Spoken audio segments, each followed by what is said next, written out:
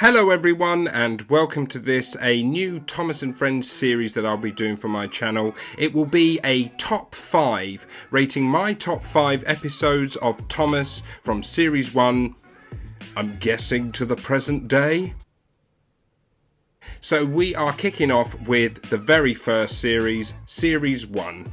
As you know, Series 1 aired in the autumn of 1984, and children's television from that day changed forever. It was a completely new and original looking series. It was model railways brought to life through the fantastic Reverend W. Awdry stories, and the wonderful Britt Allcroft got it together to commission a TV series. Series 1 had 26 episodes, and here I am going to give you my top 5 of series 1. So let's get started with number 5. So at number 5 it is Off the Rails. Now I really love this story because first of all, Gordon is my favourite character from the series. He just has always been and probably always will be. He is a very pompous character. He is very narcissistic to a certain extent. He thinks he knows it all and he really does show that. But this is a very significant moment in his character development because it shows how his pompousness always ends up leading to a very steady decline by the end of the episode. It's happened on numerous times since, like A Better View for Gordon. Gordon takes a tumble in series 6. They've done different variations of this particular story, although it has happened before earlier on in the series. Edward, Gordon and Henry, where he's very boastful about how wonderful he is and then he breaks down looking rather foolish. That's the first time in the TV series you really display that, because in Thomas and Gordon, Gordon absolutely gets the upper hand on a cheeky Thomas. And then later on there's episodes like Whistles and Sneezes, Tenders and Turntables, where Gordon puts himself up high on a pedestal and by the end of the story he has completely fallen off. And Off the Rails, I think, is the best example of that. So the story sets out Gordon is basking in the sun, having a little snooze, talking to himself about how wonderful he is, until Henry and Percy come along and sort of question that. Gordon obviously becomes defensive and starts bragging about how incompetent everyone else is. Never ever takes the blame for anything he does wrong. He's always in the right, which is quite amusing when you consider what happens by the end of the episode. Then he is told that he is to pull a train of trucks. I don't think so. Truck pulling is something for the feeble-minded and for little tank engines like Percy and Thomas. Edward has to push him to the turntable to get him fired up. So Gordon hatches a plan where he's going to jar the turntable just a little bit so that it breaks and he can't move, and therefore he won't have to pull the train of trucks. But what he does instead is he completely mucks it up and goes headfirst straight into a stinking ditch. And then a couple of schoolboys stood on the opposite side of the ditch, I don't know what they were even doing there, and start poking fun at him. By the end of it, a group of engines, including Henry, who Gordon had slated earlier on in the episode, have had to help pull him out. He goes to the shed that night feeling a little dejected and a little bit foolish. It is a great story, and this is a great example of how the classic series, it had a great build up. It made you feel like something was going to happen, but you didn't know what and you didn't know when it was going to happen. But it was really great storytelling. It was beautifully executed in the series of just grabbing your attention and making you think, what's going to happen? Something bad's going to happen to Gordon, but what? And essentially it was him falling into a muddy pool. So at number 5, Off the Rails, great story, one of my absolute favourites, obviously because it's made it into my top 5. At number 4 we have Dirty Objects. So Dirty Objects, again, when you were really young and you were watching Thomas and Friends, one of the main things you were looking out for were stories that had crashes. You just were. As time's gone on and you get a bit older and you see storytelling and writing and all these sort of things in a different perspective, you start to appreciate the more subtle stories that Thomas and Friends did also. But crashes were just a big part of the enjoyment of watching Thomas and Friends at the time. And Dirty Objects is one heck of a dramatic crash. Essentially, James, a bit like Gordon, is being very boastful, being very arrogant and talking down to Toby, who's a very old and wise engine, and he slates Toby about how dirty objects he and Henrietta are. And James, a little bit like Gordon, gets his comeuppance. He has to pull a long train of trucks, and he doesn't like it. He really is angry about having to do it. And essentially he allows the trucks to play tricks on him. This involves them pushing him down Gordon's hill. When James speeds down Gordon's hill, I think that's probably the fastest I've seen any of the model engines move. James is going at speed. On, yell the trucks. He whizzes down Gordon's hill, he rushes through a station, and in front of him is a train of tar wagons, to which he cannot avoid and smacks straight into them, lifting him off the rails.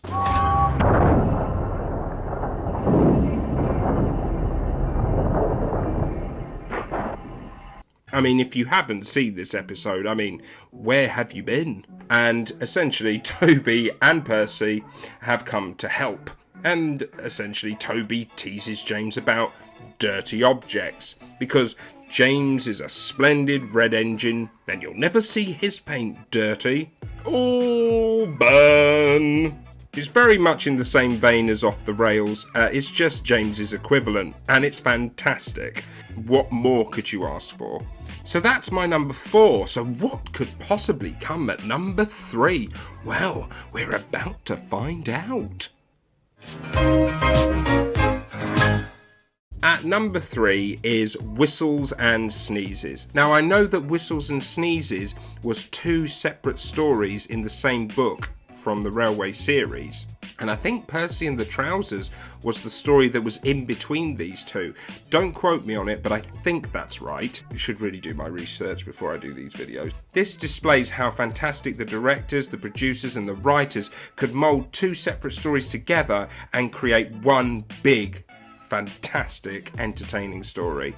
And Whistles and Sneezes is a prime example of that. So Henry has just returned from Crewe after his accident, and he's been basically revamped completely. He's obviously very happy about this. He has expressed his joy, but Gordon, in his dignified, snobbish manner, has to have his 2 pence worth, doesn't he? Yes, he criticises Henry for blowing his whistle. It's not dignified. We just don't do it, he says. And then later on in the episode, Gordon is thundering down the track, and there's this strange noise emanating from Gordon's whistle. It is his whistle. Gordon has quite literally blown his whistle, and it makes this awful, shrill, continuous sound, to which the Fat Controller orders him to the shed until he's mended. Gordon, once again, is looking a little bit red-faced and looking like a bit of a brat. The next day, Henry, quite happy that he's left Gordon rather shamefaced, is chugging through the island of Sodor, minding his own business, pulling a train. He goes under a bridge, and these young whippersnappers decide to throw stones and rocks at him and his coaches. Now that's naughty. They smash the windows, and they're deciding what they're going to do about this, and Henry decides to teach the young boys a lesson. This was fantastic. You know, it's sending out a moral message. You don't behave this way.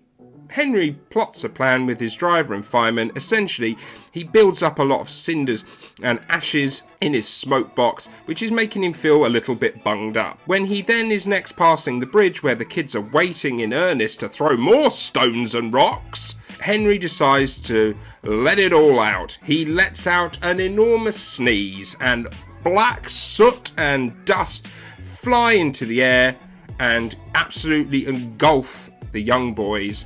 And needless to say, they won't be doing that again. It's a fantastic little story. I love it. I think it's a lot of fun. And it's just the animation where Henry goes from being bunged up to actually physically sneezing. I think that animation looks really well done. The intricacy of how they had to reshoot that and then edit it was really good. And I love that story. Whistles and Sneezes. Yeah, absolutely fantastic. That's my number 3. Now to number 2. Yes, this is a strange one. To be honest, I'm going to admit it now, there's no Thomas-focused stories in my top 5 for Series 1. It's not because the Thomas stories aren't great, because the whole series is nigh on perfect. There's only one other series that I put alongside this and maybe slightly above this, but this is nearly as perfect as a Thomas series gets. For me personally, but that's because I grew up with it. Stories like Thomas and Bertie, Thomas Terence and the Snow, Thomas's Train, they were aired quite a lot on television. But anyway, I digress. At number 2, it's Cole. Now, Cole is a strange one, but hear me out. The reason I put this at number 2 is because it holds a very special place in my heart personally. It's the first Thomas the Tank Engine story I can remember seeing. I can remember it as clear as day. I had it on a recorded videotape and I was sat in front of the TV and this big face appeared at the beginning of the story. Obviously it was Henry. And we know about this story. It's been covered a lot wrong and out of context, but it has been covered where Henry feels ill when he's given the wrong sort of coal. So episodes like As Good as Gordon, where Henry takes on the wrong coal and is blowing black smoke out of his funnel and is feeling quite poorly, doesn't make any sense. Although I quite like that story, it's quite fun, but it's just, it shouldn't be focused on Henry because Henry doesn't have that issue anymore. But this episode is quite famous for that reason. But I like it because it's quite a subtle story. Like I said, it's a very nostalgic story for me as well. And Henry is one of my favourite characters along with Gordon and Percy and James, I would say. Oh, and Duck. Duck's one of my favourites. I love Duck. So the story begins with Henry feeling rather unwell. The Fat Controller says he'll have to be replaced if they can't make him well again. He struggles to build up steam and he essentially breaks down at Edward Station, to which Henry's fireman takes it upon himself to explain to the Fat Controller that Henry is getting the wrong sort of coal that doesn't burn well in his smoke box. So the Fat Controller agrees to bring in this Welsh coal and Henry is feeling $1 million. He's feeling fantastic and he's running through the island of Sodor with ease. He's got a smile on his face. At the end of the story, Henry meets up with Thomas at the station, makes a cheeky little side comment, and then zooms off. And in complete contrast to Thomas and the Guard, where Henry strolls in very late and he's saying how unwell he is, and Thomas just makes the side comment of "you're just too fat." And yeah, so that's essentially the story of Cole, but I think the reason I put it at number 2 is because it just holds a very fond place in my heart. And now to number 1. But before I tell you my favourite story from Series 1, here's a few honourable mentions. Tenders and Turntables / Trouble in the Shed is one that just missed out because I really do love those two stories, but didn't have all the elements that it needed for me to make it into my top 5. Another one is Percy Runs Away, which I think is a fantastic story as well. Really exciting, really intense, and a lot of fun. But that one only just missed out on the top 5, unfortunately. But it would have been definitely in my top 10. And so at number 1, we have The Flying Kipper. I think this would come into a lot of people's top 5s from Series 1. It's just fantastic. There's, again, great atmosphere. It's cold, it's winter, it's snowed. Henry is feeling better after his new coal from the previous episode. He is feeling ready to go, and he's got a train of trucks called the Flying Kipper, which he has to take across the island. The scenery is beautiful. The way it's filmed just looks fantastic. And it just seems like a nice little journey we're going on with Henry. It seems like we're just taking in this newfound energy that he has from having this new coal. Until he starts to cross this bridge, and up ahead is a signal that has been forced down by snow, and it should be at danger. Henry quite blissfully runs past it, unaware of the danger ahead, and you start to feel this intensity. And as soon as it cuts from Henry passing the signal to a brake van settled in a siding, even as a child, you start putting the pieces together and know that something is going to happen. The way it slowly builds that up is beautiful. And then it turns quite dark and sinister because the driver and fireman and the guard are sitting in the tail end of the train. They are sitting in the guard's van drinking cocoa. That already alludes to the fact that something really fatal might happen. Luckily, they do leave just in time. And then you hear this almighty screech.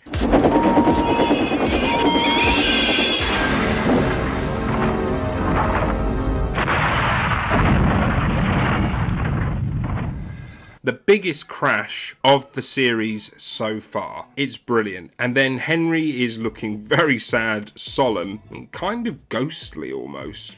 And the Fat Controller decides at the end of it to send him to Crew to be completely revamped. And the Fat Controller stays true to his word. Henry comes back from Crew and he's a new engine and he is feeling fantastic, even better than he did before. It is just one of the perfect examples of Thomas at its very best in terms of storytelling, set design, direction, character development, excitement, crashes. Everything is in this episode. It's not only my favourite episode of Series 1, it's one of my favourite episodes of all time. So there are my top 5 Thomas and Friends Series 1 episodes.